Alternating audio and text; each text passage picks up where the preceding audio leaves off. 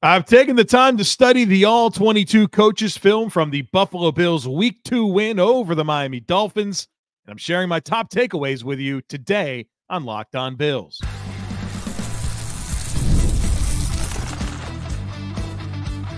You are Locked On Bills, your daily Buffalo Bills podcast. Part of the Locked On Podcast Network, your team every day. What's up, Bills Mafia? It's Joe Marino, author of Go Bills and Buffalo's Run, also the co-host of the Locked On NFL Scouting Podcast, and I'm your host of Locked On Bills. Want to thank you for making Locked On Bills your first listen every day, and a big welcome and shout out to our everydayers. You know who you are. Those of you who never miss a single episode, I appreciate y'all being here very, very much. I'd also like to invite you to subscribe or follow for free on YouTube or wherever you listen to podcasts. We're part of the Locked On Podcast Network, your team every day. Well, folks, welcome in. Going to break down what stood out to me in watching the all-22 coaches film from the Bills win over the Miami Dolphins. We'll start on the defensive side of the football today. We'll do the things that we do. I want to kind of get into the game plan on both sides of the ball, discuss the snap counts, and, of course, my studs and duds to close things out. But obviously, the story of this game was the success the Bills had on defense against the Miami Dolphins. And so I want to kind of break down how they were able to achieve that success. Now, one thing that has kind of come up in some of the discourse that I've had with people in the Locked On Bills subtext community asking questions about the game and kind of bringing up that the Bills defense still kind of felt vulnerable at times, particularly early in the game. Certainly, the performance was assisted by the turnovers. And that's not wrong. The turnovers still matter. The Bills made great plays. That's all part of the equation, but it leans into the style of defense that the Bills wanted to play against Miami. And I think they had two major keys to their game plan, outside of obvious things like getting off blocks, tackling, playing fast and physical. All those things philosophically always matter. But in terms of true X's and O's, number one, the Bills played 75% of the snaps against the pass with two high safeties and middle of the field open coverage.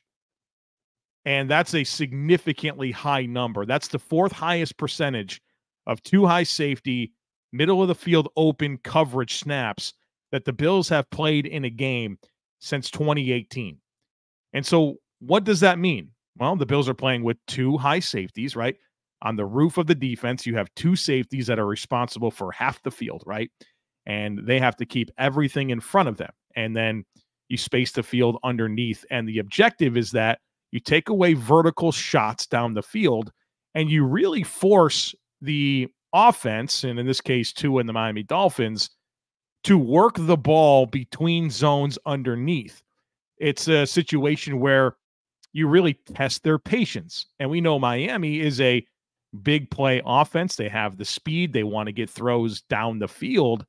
And the Bills pretty much high-load all of it, had vertical leverage and underneath leverage, and said, hey, if you're going to make throws against us, you're going to work the ball in between zones. And, hey, we don't really have that much respect for the arm talent of your quarterback. Now, we think he's got good touch, but if he has to make tight window throws, we don't think he can do it. And that's what the Bills challenged Tua and the Dolphins to do in this game. On top of that, you test the patience. So not only do you kind of make it hard to get completions, you test their patience. There's not going to be great spacing down the field when you're high-lowing everything. And if you're going to chase those big plays and try to force the ball down the field because that's who you are as an offense, well, you're going to get in trouble. And you saw that happen. So this idea of 75% two high safety, middle of the field open coverage, that's what they did to really help slow down the passing attack. And that's why you saw when Miami had success in the passing game, it was short passes, screens, getting the ball on the edges and allowing their guys to get some yards after catch. That's what they were able to do. And the Bills said, fine, you can have that. We will give you that. We don't want you to beat us over the top and get quick explosive plays. And we want you to sustain drives and stack play after play after play. And eventually we think you're going to make a mistake, whether that's a turnover or you're going to commit a penalty, you're going to get behind the sticks, and we don't think you can get out of that, especially when you have to push the ball down the field, and we're not giving that to you. That's the bread and butter of what Bobby Babich and Sean McDermott had cooked up on defense. Now, with anything that you do in football, there's a concession, okay? And the concession to that style of defense is partly what I talked about. Like, you are susceptible to some quick passes and yards after catch, but the big thing is you don't have a lot of players in the box, right? And that matters in terms of run defense. I talk about it all the time. Run defense in football is very much a math equation. Running the ball, stopping the run. It's a math equation. How many blockers do you have versus how many box players do they have? If the numbers are on your side, you're probably going to be successful, whether that's offensively or defensively. Well, the Bills gave Miami light box counts all game long. They invited the run game. They said, go ahead, run the ball at us. We like that. We can live with that. We'd rather you run the ball than throw the ball to Tyreek Hill and Jaylen Waddle down the field. What do great defenses do? They take away the thing that you do best. What is this Miami Dolphins offense about? Throwing the ball to Tyreek Hill and Jaylen Waddle. And as you know, the receiving output from Waddle and Hill in this game was the lowest ever with Tyreek Hill as a member of the Miami Dolphins. So the Bills invited the run. Let's talk about this a little bit more in depth. The Dolphins ran the ball 34 times. And remember, 34 times in a game that they lost 31-10 and trailed by more than 2 possessions for most of the contest. Invited the run. They fell right into what the Bills wanted them to do. 34 rushing attempts. 22 of those 34 rushing attempts came out of heavy personnel. What does heavy personnel mean? 2 backs or 2 tight ends on the field. So big people. And the Bills played 6 box defenders or less. 17 of 34 rushing attempts. That's half.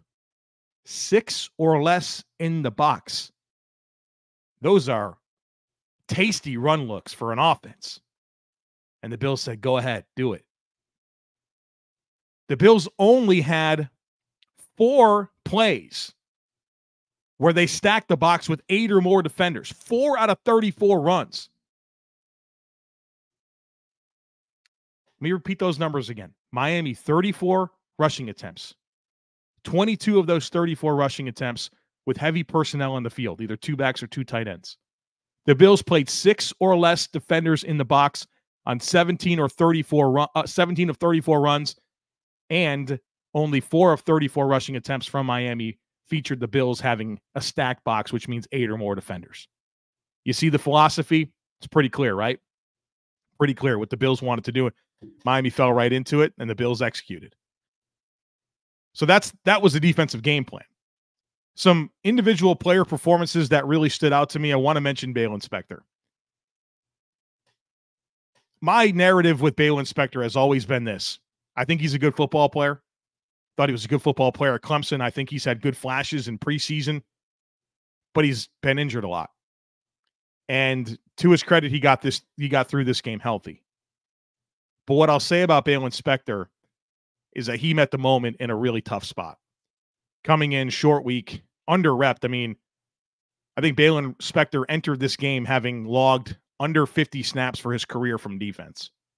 Came in, green dot player, and he played extremely well. Fast, physical, and decisive. Did he do everything perfect? No. But he went in there and he brought a level of physicality and urgency to the position, and he did make some plays downhill against the run. And I think that was big for him. And look, the Bills are going to be without Terrel Bernard potentially for the next month. Spector's going to have to go. And number one is continue to stay healthy, but then also build upon what you're able to do against Miami. So I wanted to call that out. I want to call out Christian Benford and Rasul Douglas.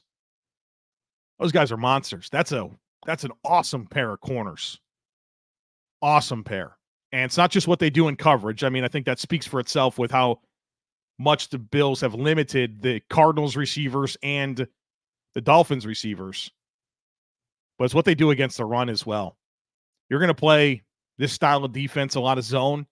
Your corner's got to tackle. Your corner's got to fit the run. And those guys do. They're part of that run fit all the time. They embrace it. They play hard. They strain. They compete. Christian Benford was targeted in this game 9 times. He gave up 4 catches for 25 yards, also had an interception. That's outstanding. He also had 2 stuffs. And a stuff means that you make a tackle that results in offensive failure. Offensive failure being measured by what the percentage of gain is relative to the first down yardage required. Big time stuff. 3 stuffs. 3 stuffs from Rasul Douglas as well. 5 stuffs from Benford and Douglas, meaning they made a tackle that resulted in offensive failure for the Dolphins.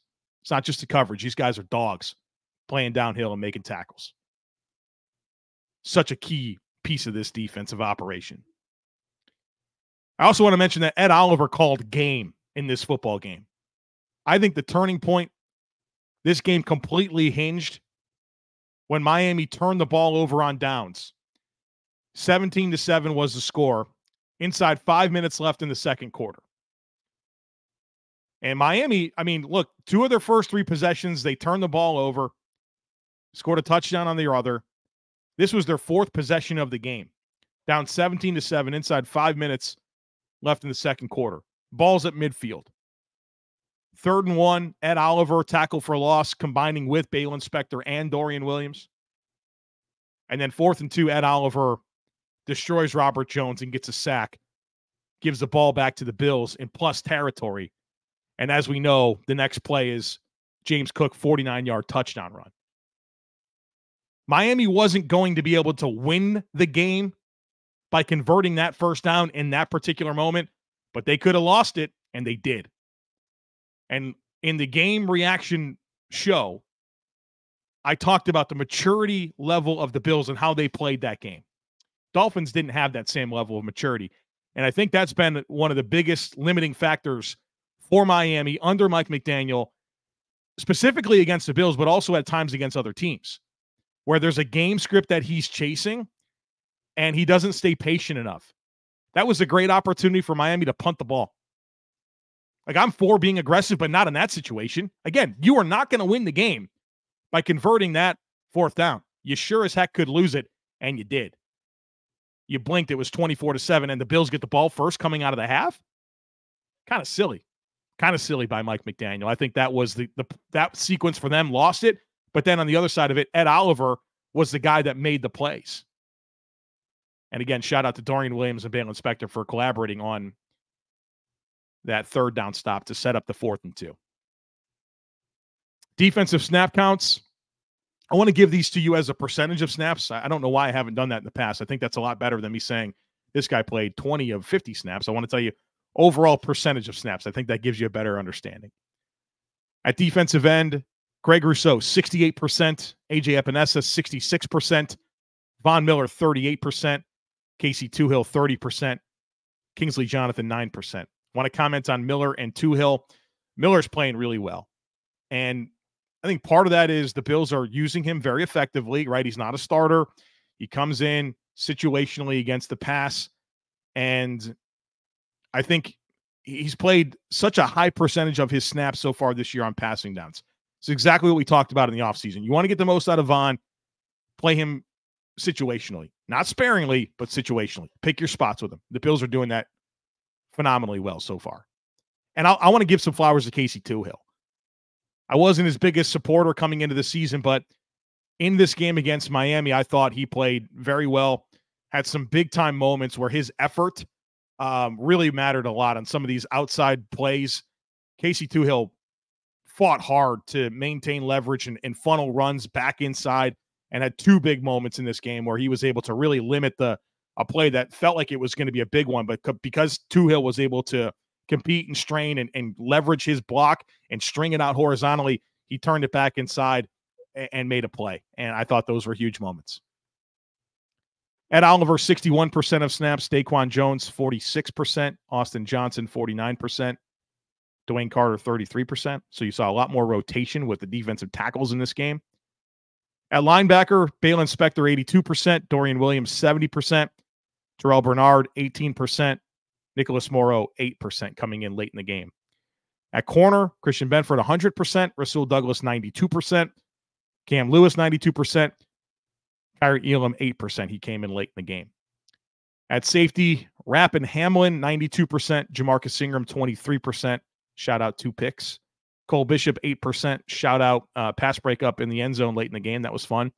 Mike Edwards, 8% as well.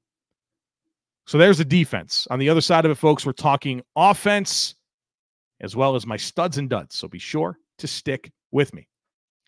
When you're hiring for your small business, you want to find quality professionals that are right for the role. That's why you have to check out LinkedIn Jobs. LinkedIn Jobs has the tools to help you find the right professionals for your team faster and for free. LinkedIn isn't just another job board. LinkedIn helps you hire professionals that you can't find anywhere else, even those who aren't actively searching for a new job but might be open to the perfect role. In a given month, over 70% of LinkedIn users don't visit other leading job sites. So if you're not looking on LinkedIn, you're looking in the wrong place. On LinkedIn, 86% of small businesses get a qualified candidate within 24 hours. So hire professionals like a professional on LinkedIn. Post your job for free at linkedin.com/LockedOnNFL. That's linkedin.com/LockedOnNFL to post your job for free. Terms and conditions apply. You've heard us talk a lot about FanDuel, America's #1 sportsbook. Well, we got a little something different for you. Now through September 22nd, all FanDuel customers can bet $5 and get a 3-week free trial of NFL Sunday Ticket from YouTube and YouTube TV. Then with a YouTube TV base plan, you'll be able to watch every regular season Sunday afternoon out-of-market game. All that you need is a Google account and a current form of payment. You can cancel at any time. And if that's not enough, be sure to check out FanDuel's Profit Boost in the app and use it for FanDuel's Double Your Winnings for all Sunday, September 15th pregame moneyline bets. That Profit Boost will be live right now. You can literally go right now up until kickoff and take advantage. View your account page now to learn more about your boost. Just visit FanDuel.com to download America's #1 sportsbook. All right, folks, let's talk about the Bills on offense. And obviously not a ton of production. They only ran 45 plays. This was a unique game script with the turnovers and some short fields and not a whole lot of necessity for the Bills offense to do a lot of things, right? Only 45 plays, but still some good things along the way. And what I really wanted to focus in on was gauging this passing game and what opportunities existed for Josh Allen.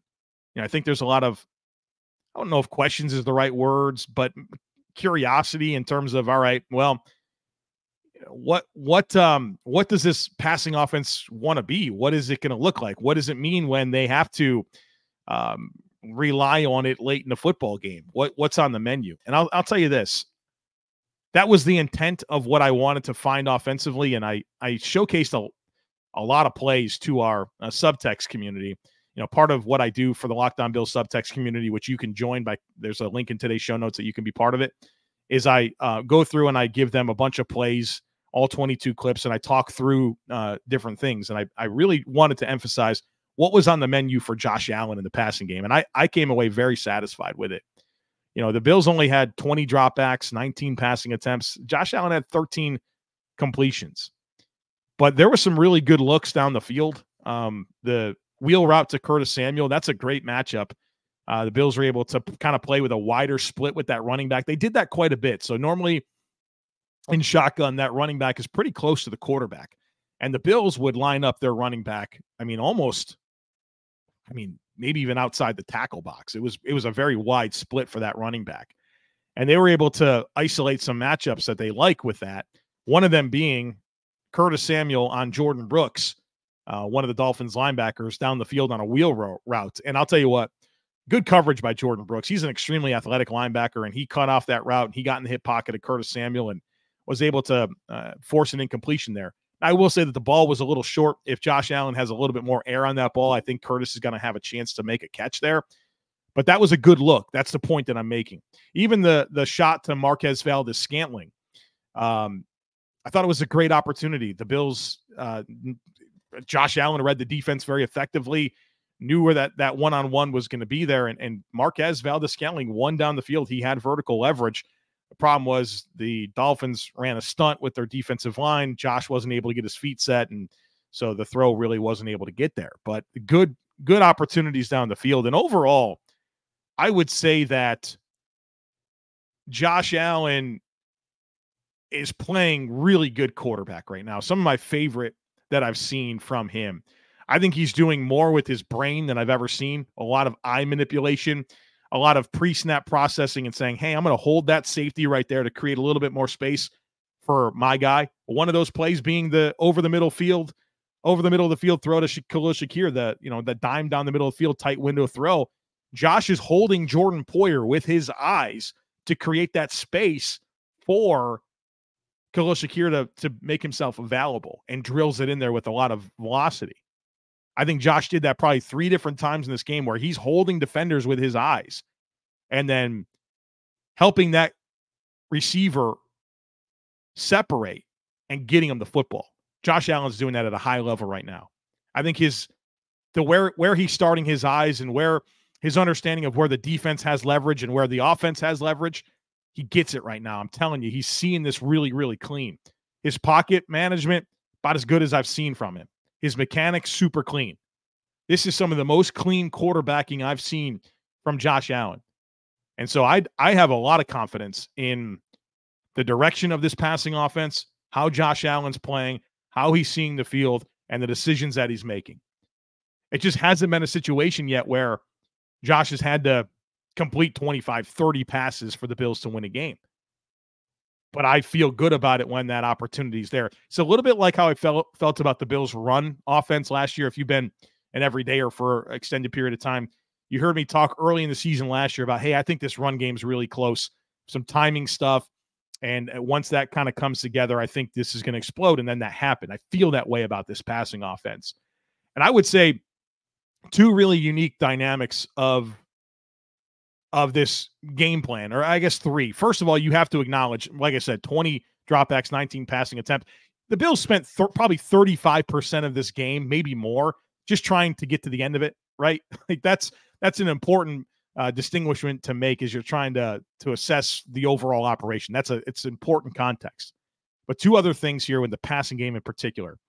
If you remember, in part of my conversations about Joe Brady dating back to the moment he was named interim OC, is if you go back to that time at LSU, really what it leaned into was 5-man blocking surfaces in pass protection, right? You're pretty much just blocking with your offensive line. Not a lot of help from tight ends or chippers or running backs. And that was the case against Miami. The Bills used 5-man protections on 19 of 20 dropbacks. Only one play, Dawson Knox stayed in as a 6th man in the blocking surface.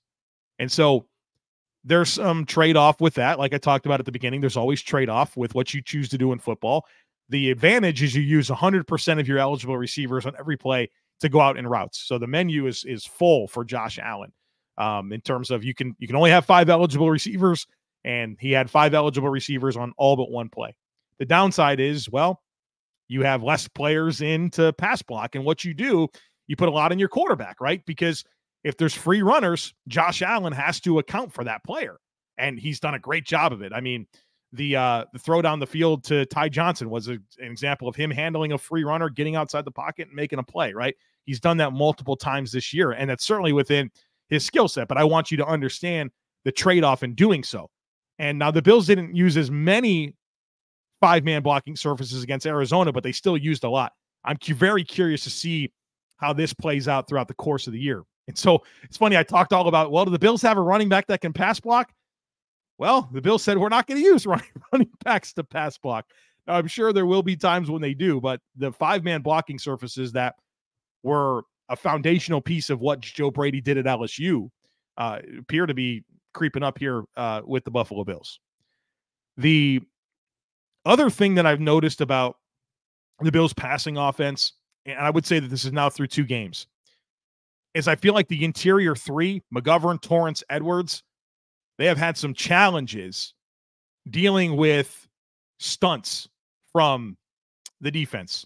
Loopers coming back inside, situations where the defense is threatening some overload pressures and they're stressing that communication, and they're getting free runners, and it's not because the Bills don't have enough players to block them.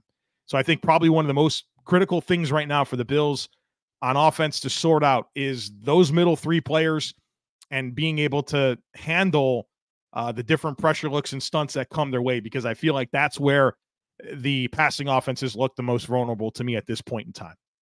So some thoughts there on the passing game. Real quick on the run scheme.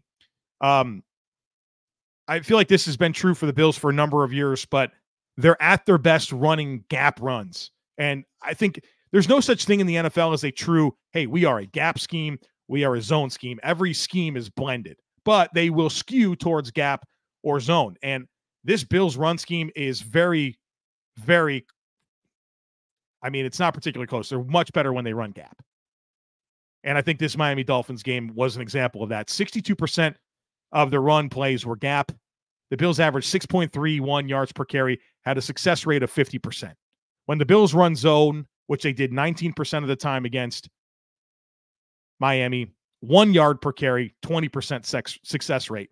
And I know that 62 plus 19 doesn't mean 100, but that's because there's kneel downs, there's scrambles that factor into those numbers. There's that Khalil Shakir run play. Bottom line here is you got to be blended. I don't think you can just be one thing.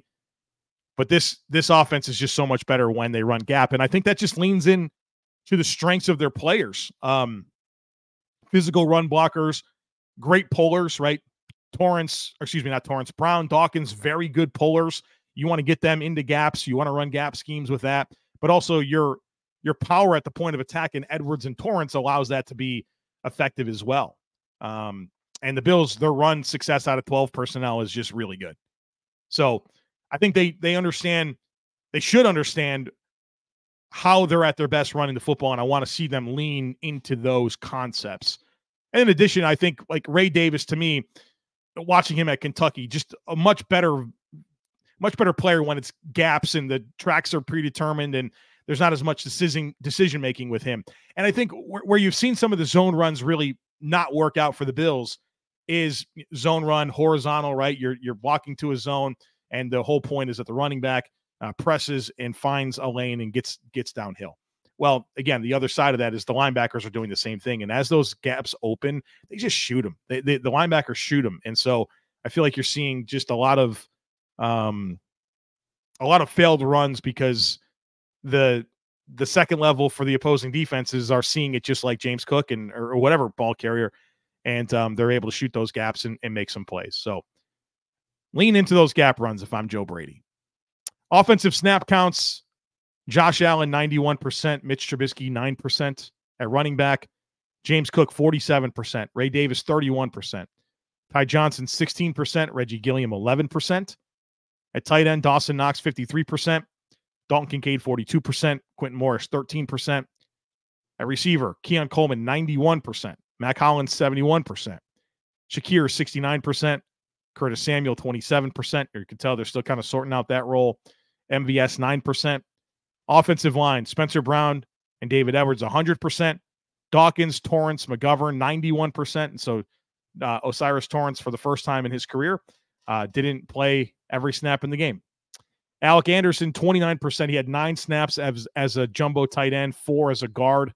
And then Tylen Grable, Cedric Van Pran-Granger, 9% of snaps.